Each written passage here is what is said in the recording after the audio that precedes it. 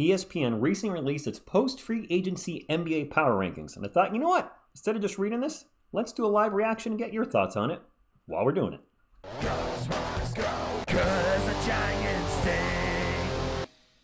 What is up, San Antonio Spurs fans, NBA fans? Hope you're having a great day. Let's get into it. Before we do so, who do you think is going to be number one? Is it the defending champion Celtics? That would make sense. Where are San Antonio Spurs? 25-ish? I'm gonna say they have the Spurs at 26. Spurs 26, number one.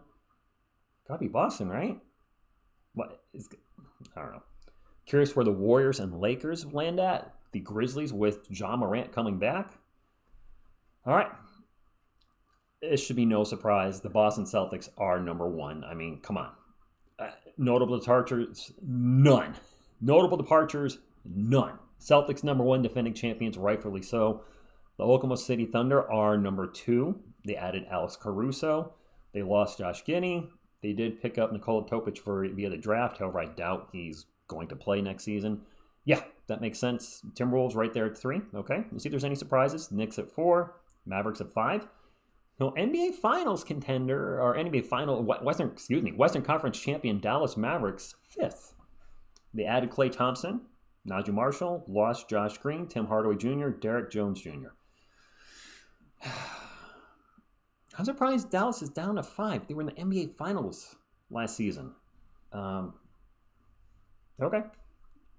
76ers, 6. I know they added Paul George. Joel Embiid can't stay healthy. Let's move on. Nuggets down to 7. Okay. They lost KCP and Reggie Jackson. Those are the big moves, big players they lost. You always have a chance when you have Jokic. Bucks at 8, Giannis, Pacers 9, Cavs at 10, Magic at 11, young team doing good things. Suns at 12. Yeah, I don't believe in the Beal, Booker, Durant combo. I don't. Grizzlies at 13. Team that won 27 games last season typically would have seen major changes in the offseason. No, they added Zach Edey, no notable departures, and Ja Morant is coming back from injuries. I could see them being a top 10 team. Absolutely. Pelicans at 14, the Kings at 15. Have yet to see we haven't seen the Lakers yet, or the Warriors. I just realized that. I asked about them.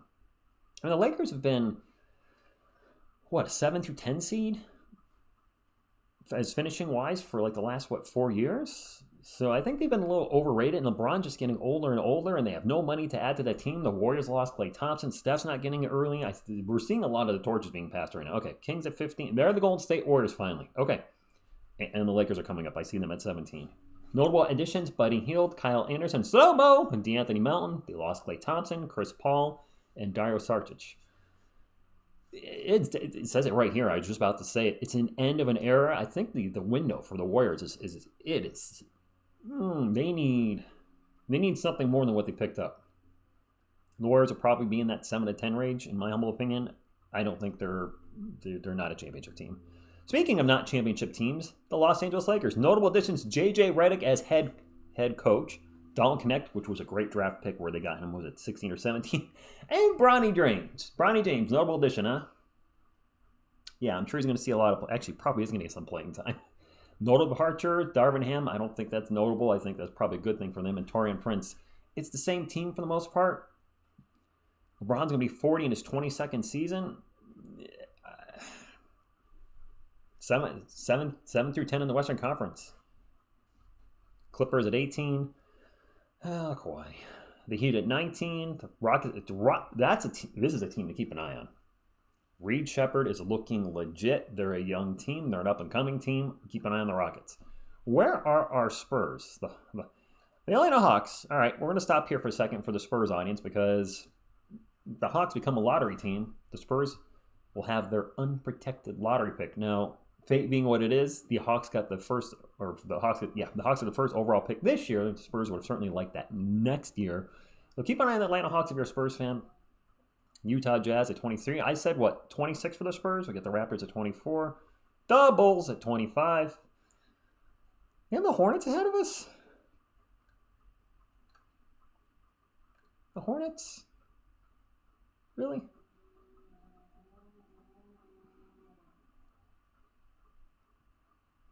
I mean, I know they had some injuries.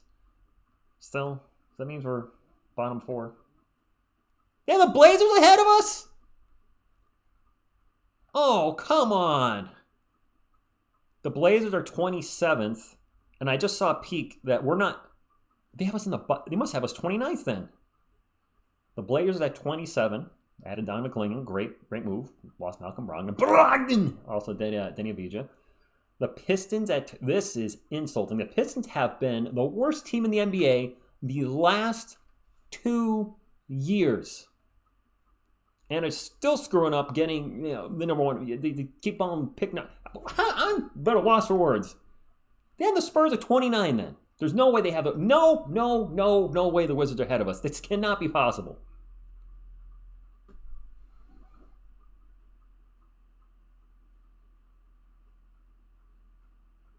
Wait, did I miss the Spurs? Where are... Oh, I missed us. How did I miss us? Well, I said I was shooting this live. I don't know what happened. There was a blip that came up on the bottom that you can't see. I don't know if it was at this time. We're 21st. I went right by us. So here am I all free.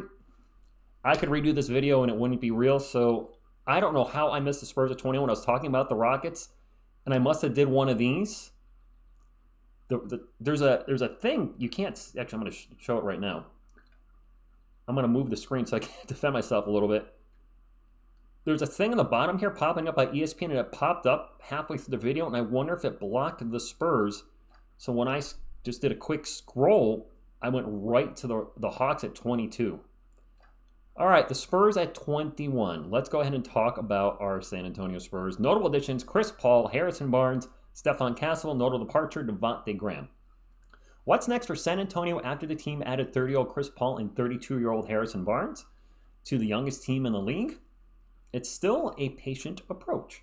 The Spurs need an influx of talent and added not only those 2 veterans, but also Stephon Castle with the number 4 pick in the draft. It's a much more experienced lineup than a season ago, but San Antonio still played for the future. The Spurs picked up a future pick and swap in the draft when they traded the number 8 pick to the Timberwolves last month and landed an unprotected 2031 swap from the Kings in the Barnes deal. So we're actually one ahead of the Hawks. All right, so 21. All right. So who did... I got all lost. So they have the Pistons at 28, the Wizards at 29. They have the Nets down to 30.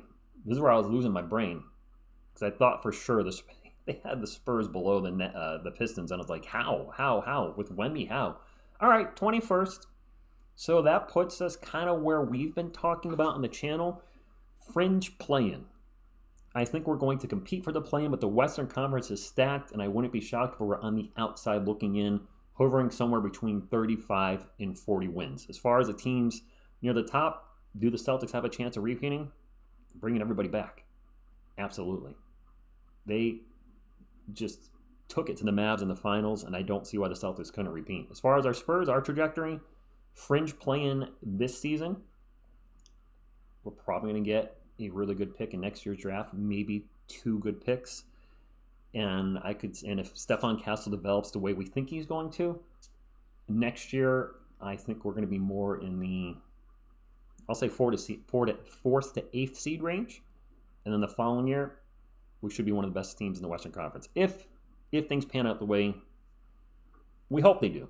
Brian Wright drafts the right guys, and we have some luck in the lottery, and we're going to have other teams that are obviously going to start to fall. The perfect example is the Lakers and Warriors. They are going to drop off significantly probably over the next few years as their guys, LeBron and Steph, one's going to be 40 and one's approaching 40. So it's an interesting time in the NBA as a lot of the vets that we've seen in the playoffs and dominating the playoffs for so many years, the Steph Currys, the LeBron James, the Kevin Durants, etc., the guys that are perennial in the playoffs every year, Kawhi Leonard, they're either getting old, they're getting hurt, or both.